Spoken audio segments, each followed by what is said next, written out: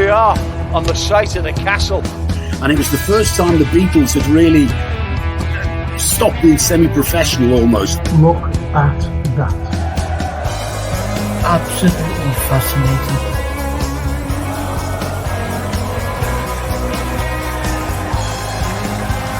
That's what you do. You buy these clothes that cost money and make a difference in it. But we never do that. Never complains, gets up, gets on with a smile on his face. We just want you to sit in your chair and go hip hip hooray to the Western press and the Western narrative. You dare dictate the same old every single day without this.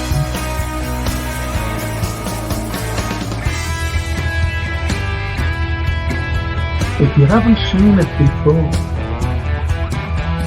please watch the first series, the first 2 episodes, the second series.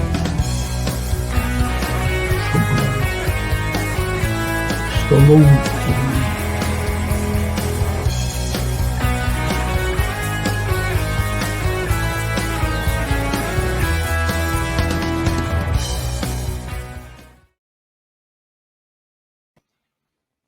Hello everyone, I'm sorry I'm late.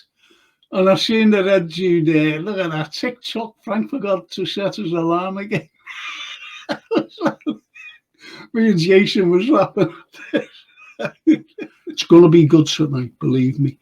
Because Derek, I can't wait for this one. Because I love classical music, as you know. And it's a take on classical music with modern day music. See what I mean? And I asked him to do that, and he went, I'll do that. So we'll have him on as well, talking about that. Here's Anthony now. Are you, Anthony? Good evening, Frank. I'll just put the kettle on to make you a cup of tea. You have to be virtual with you. I'll pass it across. I'd love it. I'd just say, well, they are, Anthony. Yeah, just pass it over. Wouldn't that just be great? That would be AI gone mental, that, wouldn't it? It would. And you know what? Like, I know this is, we always say, don't we, every day, technology is absolutely incredible, and you'll be able to do it. I always remember a film years ago, and you see them sitting there watching a telly, but it's not. It's a hologram telly, and they're out now. You more or less say, they're more or less out now, hologram tellies, and I'm going back years ago when they were showing this, and I said then, most probably that'll happen, hologram tellies. Oh, look, I'll just say this, then I'll introduce Derek. Good evening, Anthony and Derek. I'm pleased you have our Frank on your show. This is going to be another banger. How's that? Isn't that brilliant? And Tony LFC, the mince pie man. Good evening, Anthony. 2 scotches there. Good evening. Hi, Derek. There you go. He's giving you a cup of coffee, Derek, because, Scotch for Anthony, and a coffee for you, Derek. Hi. Derek. Hi, guys. Hi, Anthony, Frank. Good to be back. Amazing. I was just thinking with cups of tea, if we were little quantum people, we could probably use the theory of entanglement to zap you a cup of coffee from here to there to New York, whatever. I'm not sure how it works, but apparently it's very strange. Yes, absolutely. And John Lavelle, I have bent metal spoons by the power of prayer. There you go. I have bent metal spoons by the power of... I thought he was going to say I've bent metal spoons ready to do a little, thing with the spoons that used to go up and down your arm and whatever, those spoon players, they were fantastic. Those fellas, used to see them in town. unbelievable. You know, can play a tune on with metal spoons. Yeah. It wasn't really a tune, but it was good. Did you ever see them boys? Oh, absolutely. Amazing. Well, anyway, Terry, you can stay with. I know that you're on for the hour, but you can stay with us because tonight. Can I just show something? I'll just show you something. This is in the second half, right? This is in the second half.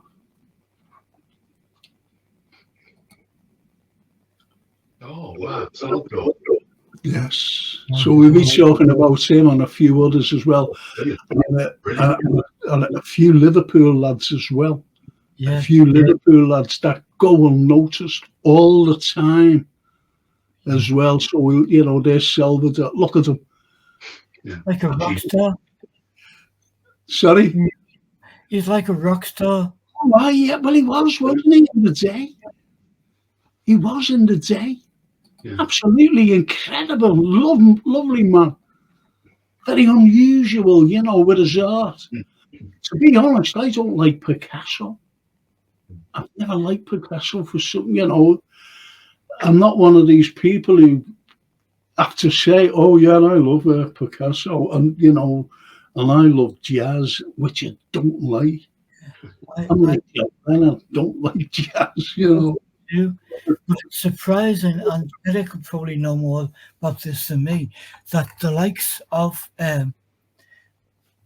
Charlie were taken up by the rock fraternity, and also it's like the surrealism was picked up not just by other artists, surrealists. I mean, our own dear George Melly and the like, but also many bands, and became a different thing in the hands of musicians.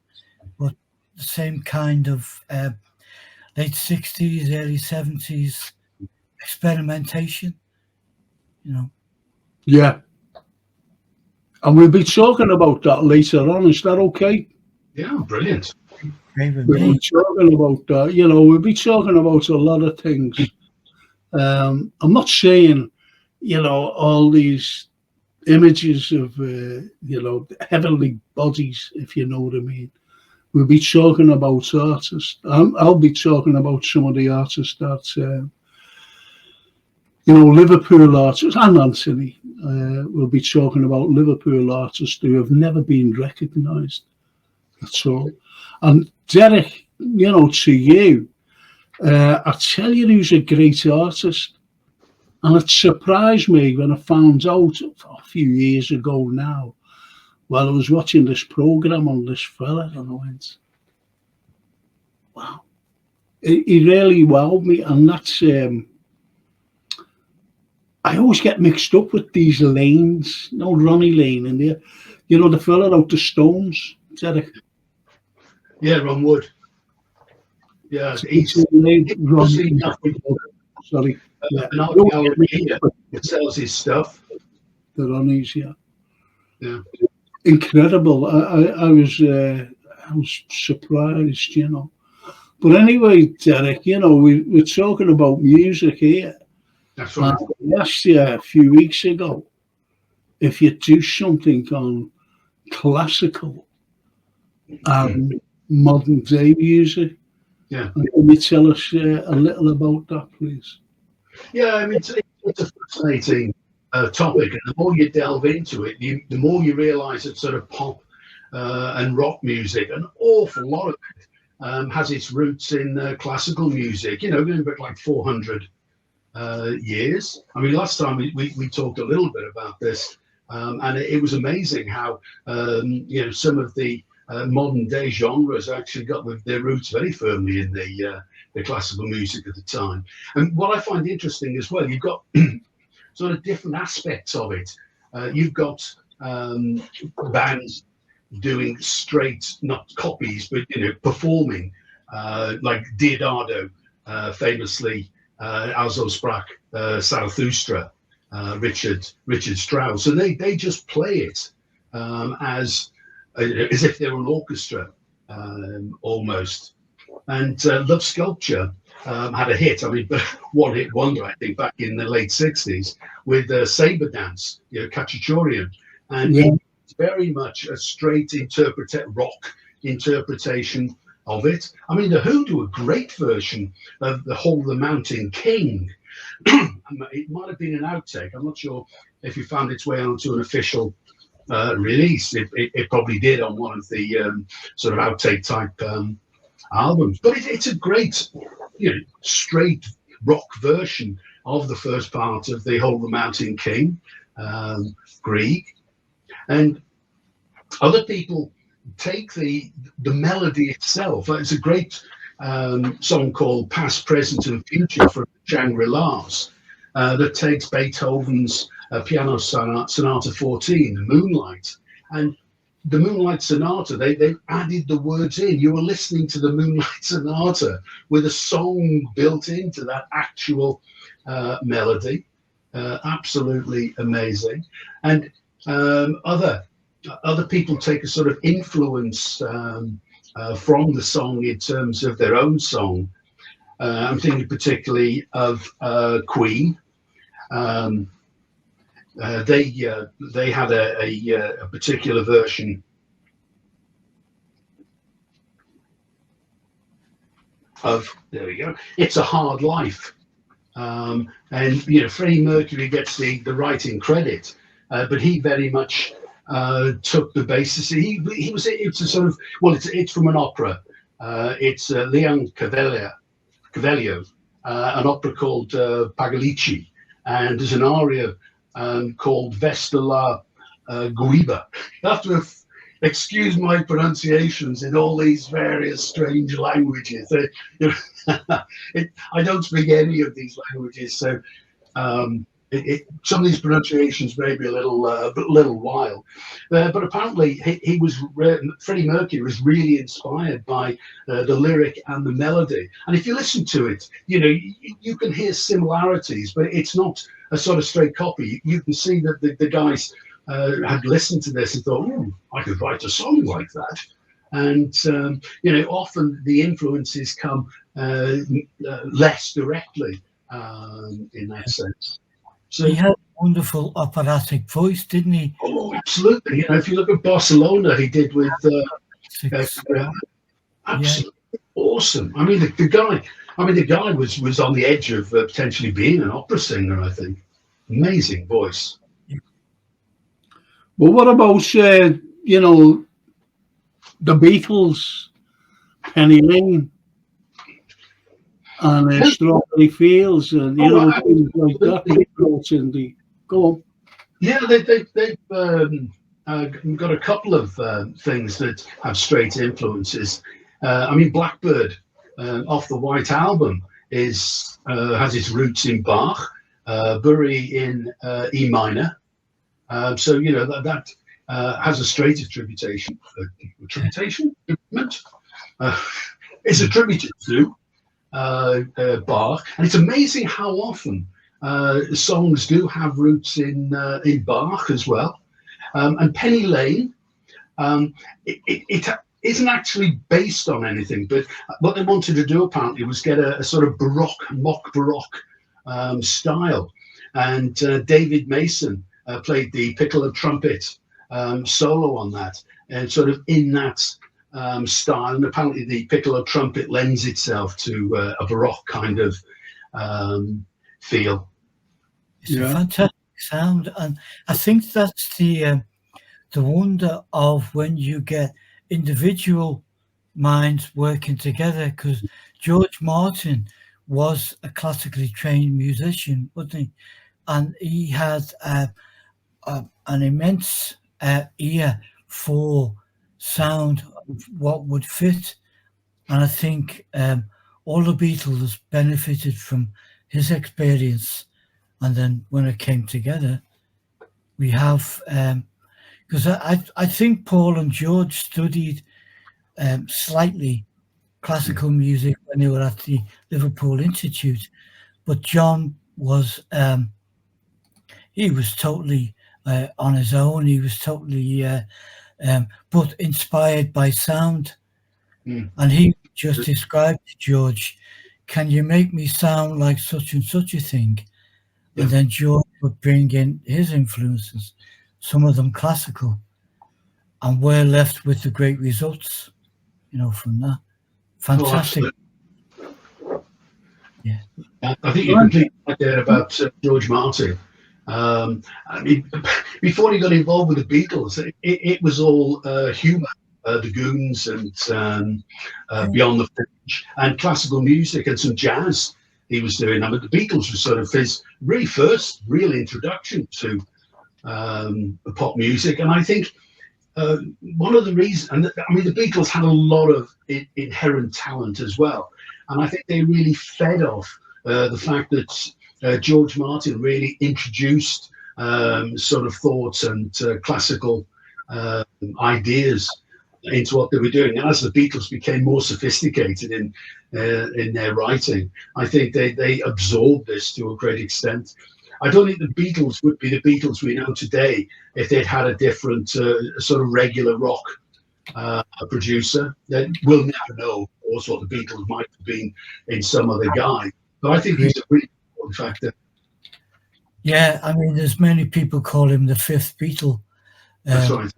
Many people call Epi the fifth Beatle, but musically, he was absolutely the fifth band member.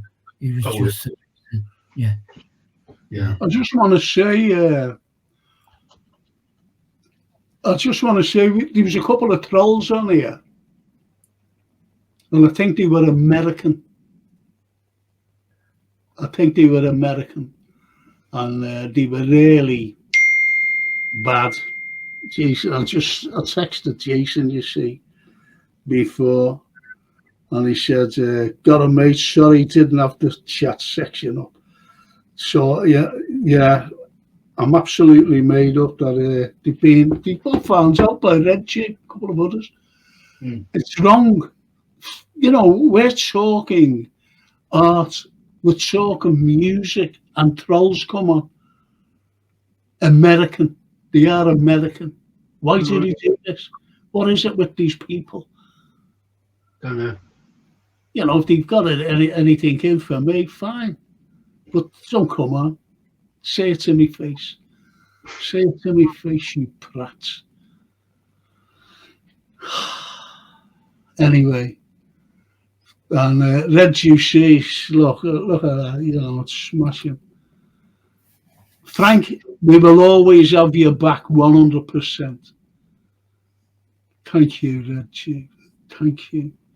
And Edward says, Frank, I think they might have been together or the same person. Could be. There's a couple of Americans who don't like me for telling the truth, to be honest. And I think they've just hijacked, getting in on it.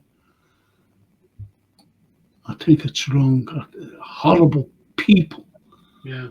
Just horrible people. We're trying to do something. And this is what you get.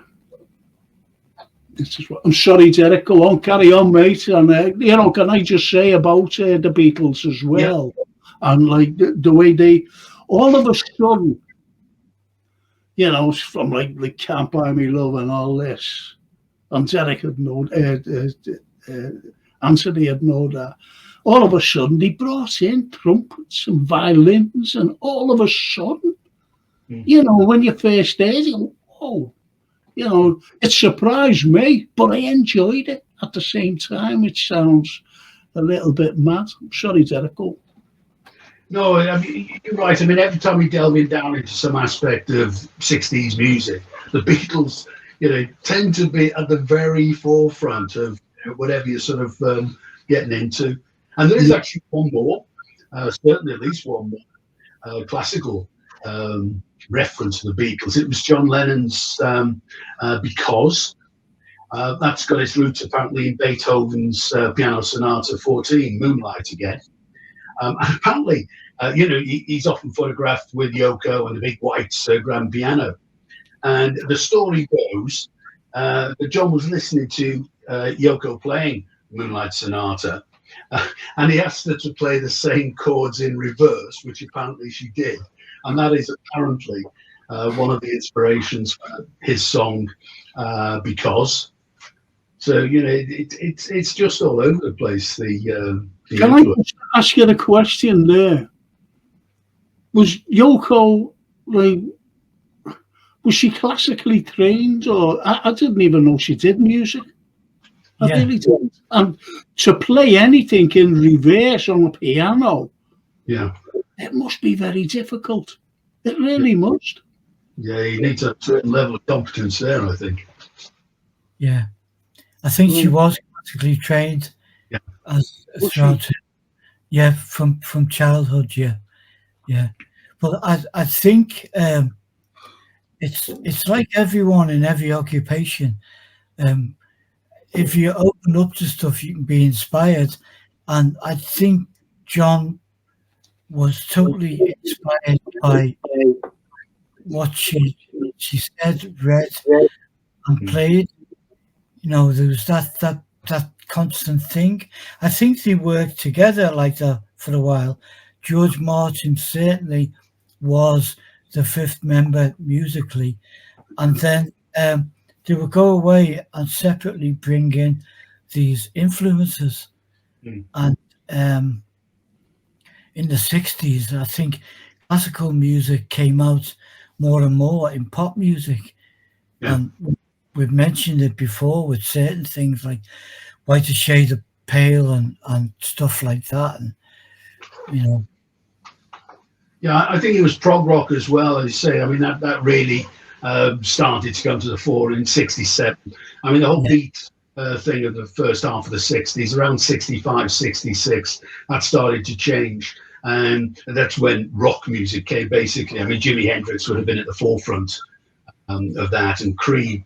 And then you've got real virtuoso guitarists and classically trained people like Rick Wakeman coming onto the scene. And, you know, the whole music changed completely. I mean, if you look at Emerson, Lake and Palmer, I mean, they've covered a lot of classical stuff. Last time we talked a bit about Pictures and Exhibition, Mussorgsky. I mean, they actually recreated the whole thing as a whole album. They actually performed it for the first time at the Isle of Wight, 1970. They were only together about 3 weeks. I think they did a dry run in Portsmouth, I think, in a small club. But the Isle of Wight was there to 500,000 people. Was their first actual proper gig, as it were, and they premiered the Pictures and Exhibition. They did record. It was recorded a bit later, a couple of years later, I think, in Newcastle, and that's the version that became the album. But if you look at other stuff, I mean, they had a track called Abaddon's Bolero, which is their take on Ravel's Bolero. Fanfare for the Common Man. That's what I was trying to... Sorry, Derek. Fanfare for the Common Man. I've been trying to take for ages. You know, the title of it. Because I thought that it was for the Was it for the Olympics or the Commonwealth Games or something like that in Canada? If I don't know the writer, but it could well have been. It's got that kind of anthemic feel to it, the kind of thing that prog bands love to pick up and run with, really. And then other Copeland was Hold Down. He called it Rodeo. A track called Knife Edge was Janacek from Sinfonietta. And Toccata, Ginastera, from his first piano concerto. I mean, they were just sort of half a dozen. You know, I didn't go through all their albums, checking them out, but a great percentage of their music is either straight from classical, like it's its roots, but certainly, you know, the whole feel of it. And around that sort of time as well, prog bands started playing with full orchestras. Deep Purple famously recorded with a full orchestra, and it just became it was how rock music, one of the ways that rock music was developing across the late 60s and the early 70s. So well, I mean, that track that Frank was talking about, then Fanfare for the Common Man, that seemed to be everywhere for a long time. on radio, on TV, on all sorts of media. And it's to me, if someone put me on the spot and said name one rock song that was classical based, it would be that. Really, the power in that track was just amazing. It was amazing. That's why I remember it so vividly. But I forgot who did it. I couldn't quite think who did it. And it was I'm sure it was the Olympics. I think Canada. Emerson Lake and Palmer who did it, yeah. I don't even know what year it came out. Was it 70, early 70s? 84, I think. 84, I think. Oh, was it as late as that? Right. Yeah, 84. I think it was a single. I'm pretty sure it was released as a single. I think it got to the lower parts of the charts. Well, it's just like Pavarotti's, Puccini's Nessun. To be honest, look at the people who bought that. Now that's classical. I love opera. That's classical. You see what I mean? So people like opera, but it has to be I love opera. I do. I listen to it every day. And go on. That's the wonder of being influenced by different music, because when we got to the 80s and we got the public unveiling of the three tenors and Pavarotti and everything, people immediately took to that, and they became like rock stars. Pavarotti could pack out any arena anywhere, and the modern day version of it obviously is people like Andre Bocelli, who is I've seen him live, and I wasn't here in Liverpool. I was too ill to go down. So and I was in Italy, and I've seen him live, Andrea Bocelli. Fantastic. And that gives you a sense, I guess, of what traditional classical music would have been like for an audience to watch someone. Absolutely. I mean, people like Mozart and Wagner, were big stars in their own days, often supported financially by princes and very wealthy benefactors. Yeah. And on Emerson Lake and Palmer front, of course, you got the wonderful Christmas song, I Believe in Father Christmas, that's got its roots in Prokofiev's Lieutenant Kijay suite. So it's, or Kia, I think it might be. Frank, you look as if you know how to pronounce it, mate. You know what? I was doing it. You know what? I was just thinking there, about the classical music. And, like coming into Christmas, and you've got like Shostakovich, and I forget, I can't even like give you the tune, but it's for the sleigh. It's for the sleigh. There you go. Yeah. There you go. Yeah. I think the Ronettes covered that on the Phil Spector Christmas albums. Sleigh Ride. I was going to ask you someone covered it. That's it. And it was the Ronettes. Fantastic. Yeah. Connection. I'm made up with this because I'm sorry to jump in, but it shows you the connection with classical music and today's rock. You've only got to look at it, if I'm correct in saying this, ELO. Oh, absolutely. And their music. And I think they were trying to combine everything, violins and cellos and everything, and guitars, obviously, and drums. They famously used Beethoven's Fifth, didn't they? Yeah. As one of the openings. Yeah. What's nice is, the least likely modern day, or over the last 40 years, genre you'd think would be associated with classical music, going back to the sort of Bachs of the world, is metal. Last time we were chatting about this, it transpired that Black Sabbath actually, went back to Mars, Holst, and the very dark chords that for hundreds of years nobody would use, which of course is what metal's all about. Well, I'm sort of delving in a bit deeper, and there's another major genre, speed metal. Now, apparently that's got its roots in Bach. Now, if there's ever a more unlikely combination, it's that. And what it was, I mean, this is Machine Head, Deep Purple. So we did around 71, 72. And apparently they wrote Highway Star in the tour bus on the way to a gig in Portsmouth. And there's a Ritchie Blackmore interview, Guitar World magazine, 2008, did 100 greatest guitar solos of all time, and Ritchie Blackmore's solo from Highway Star made number 18, so they did an interview with him, and he talked about writing the song. Apparently they wanted to replace Speed King, which they'd always open their live gigs with. They wanted a new song, so when they wrote this, it was what Blackmore said is he wanted it to sound like someone driving a fast car. And what he also said, he wanted it to have a classical feel. And from the interview, quotes, he said about the fiddle, a very definite Bach sound. Can you imagine?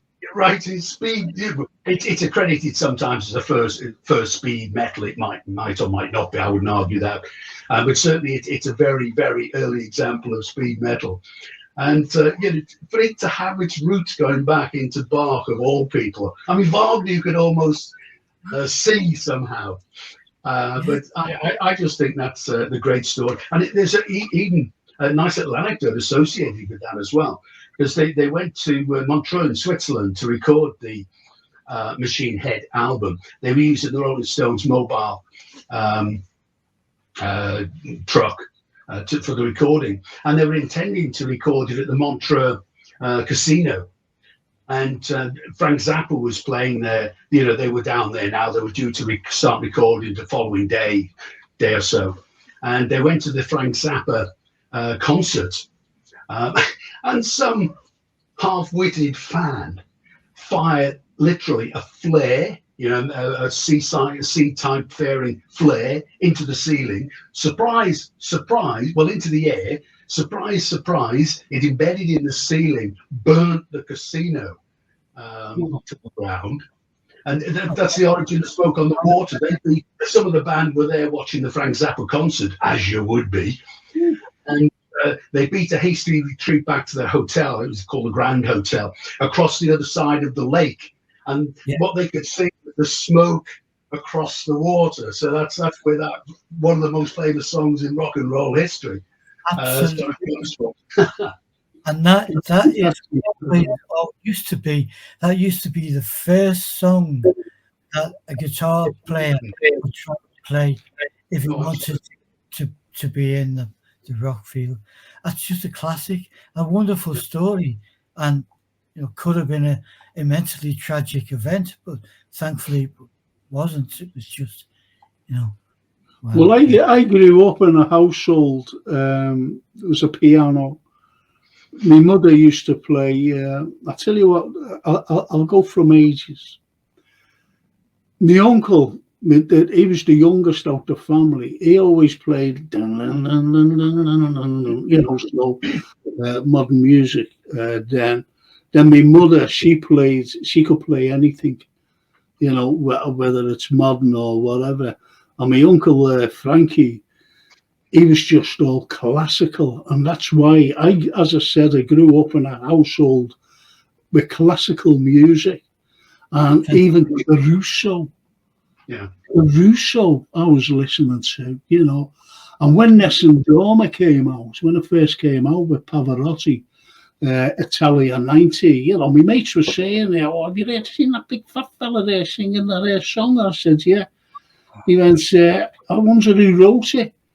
And they were saying like modern day people, the likes of Queen, actually, one of them said, I wonder if, any of them wrote it. I said, no, it was a fella during the 1890s. I said, a fella named Puccini.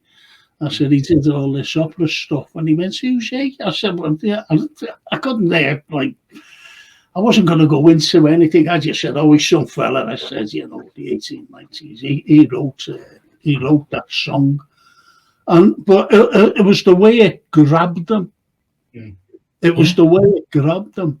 And then you know, look, he says, me too, Frank. I love listening to classical music. You see, and it does grab the attention. Now, as I said, I grew up in a household with a piano, and everybody had to go. I can't play a note. I couldn't play a note.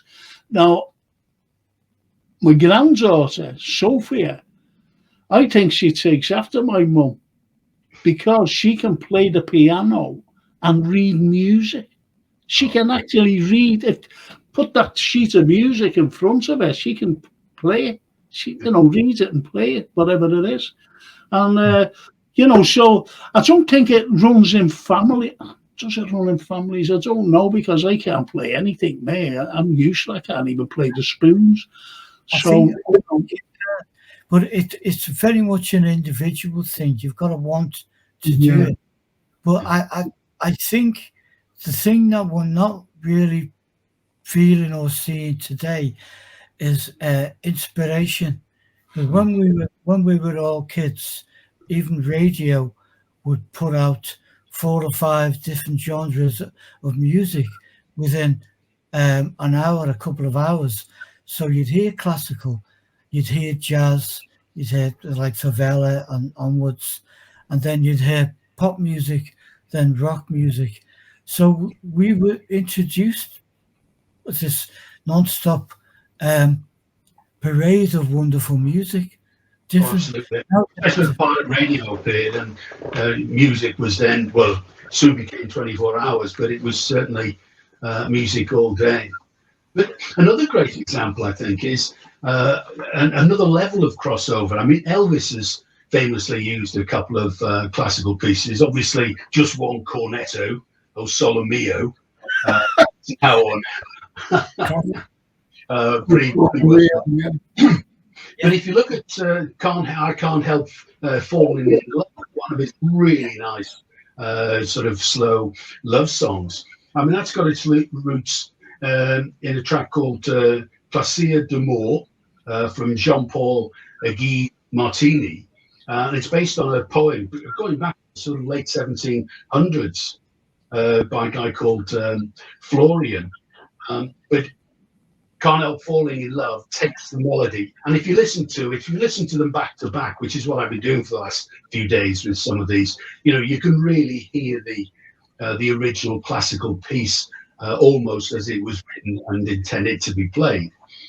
But what's really nice is you've got then Plaisir d'amour, and Joan Baez in 1961 recorded that, not the English Can't Help Falling in Love. She recorded the original French Plaisir d'amour, and Marianne Faithfull recorded it in 1965. So at a level, you've got another crossover there with, you know, real pop singers singing classical music who aren't, you know, I mean, you could argue that Joan Baez was on the edge of opera with her voice, but certainly Marianne Faithfull wasn't.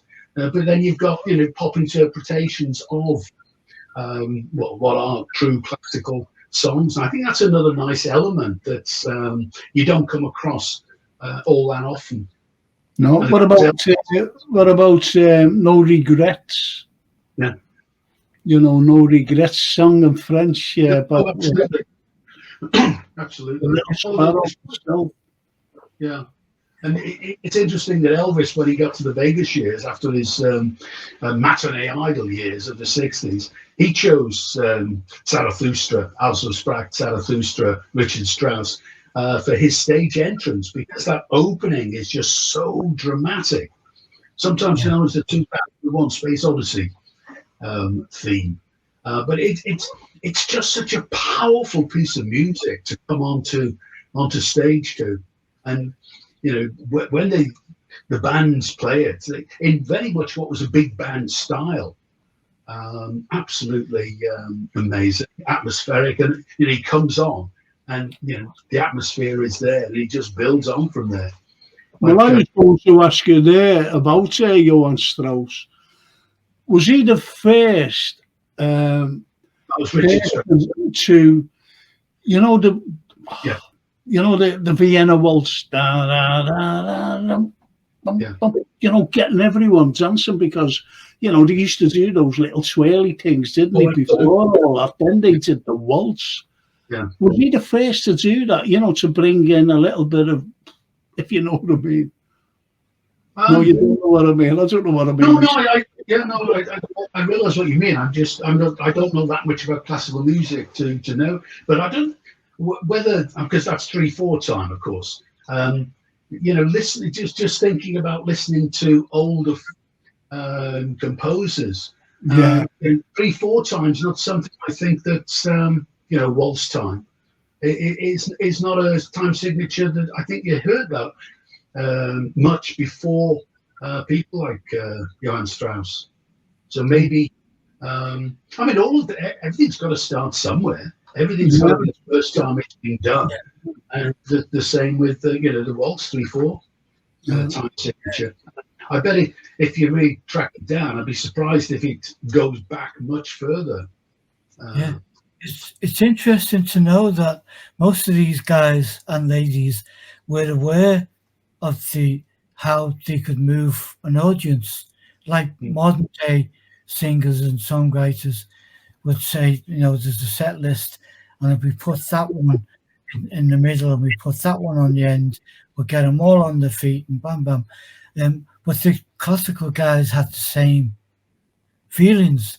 They knew that there was an order to present music to an audience and to get them involved, audience participation. And Mozart was a genius with that. I mean, he was very much a rock star of the day. And well, Hitler's favourite classical fellow was Wagner, wasn't it? Richard Wagner. That was his favourite, especially the March of the Valkyries. That was his favourite piece of music. Yeah, March of the Valkyries. So I think everybody like that, like Ritchie, you know what he said. You know, he loves listening to classical music. And Gary Richards says, I went to see Peter Grimes at the Royal Opera House. Peter, I don't know, who's Peter Grimes? Benjamin Britten. So it's relatively modern piece of opera. Oh, okay. He's Britain is, or I wouldn't go as far as say the sort of what psych is to rock, but it's certainly away from a sort of straight performance, as it were. I quite like Britain. Yeah. Oh yeah, Benjamin Britten, Sir Benjamin Britten. Yeah, I love Handel's. You know, I love Handel as well. Oh yeah, he's fantastic. You know, so we have them as well. We have them. We have some great classical music. You know, writers, whatever they are. Franz Liszt. No, Franz Liszt appeared here at the Theatre Royal. Which we pretty well knocked down, you know, in 1970 bloody odd. And instead of keeping it there was one of massive theatre. And Yves Stein in Liverpool for a while. And I forget what he did a composition, you know, before he left Hungary to come over here. And he finished, I forget what it's called. And he finished half of it, you know, the second half of what he was writing here in Liverpool, in that particular place, the Theatre Royal, you know. So it's great to get the connection with these absolutely wonderful people, if you know what I mean, and the connection with music. And there's no better place than Liverpool. And you know, it just doesn't stem from the likes of the Beatles, by the way. Lisa Rosa was the very first female to have a #1 hit here in the country, you know. So it's going back to girls, It's going back to fellas. And the music scene has always been here because you had the Irish with the sea shanties. Yeah. So it goes back many, many years. And it's just great to, have you on talking about the likes of the classical music and what's going on today, with marrying, shall we say, marrying the classical music and modern day music. Goes on. What's interesting as well, I find, is that it's not just your sort of serious-ish rock musicians who get into all this. People who are well known as songwriters of sort of pop songs. People like John Denver. Annie's song is based on Tchaikovsky's Symphony Number 5. Neil Diamond's Song Sung Blue goes back to Mozart, Piano Concerto 21. Billy Joel, This Night, another Beethoven, Pathétique, Sonata. And Barry Manilow, Could It Be Magic? The tip of the cap to Chopin and his prelude in C minor. So, people who are really very successful singer-songwriters, often take their inspiration back from the classics. It gets everywhere, really. And it's great. The wonderful thing about music that it inspires.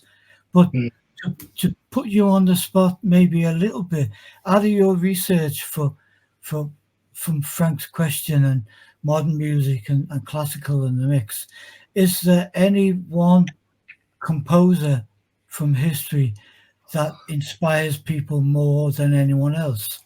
Like we talked about Mozart, Beethoven, Bach. Is there anyone that keeps popping up?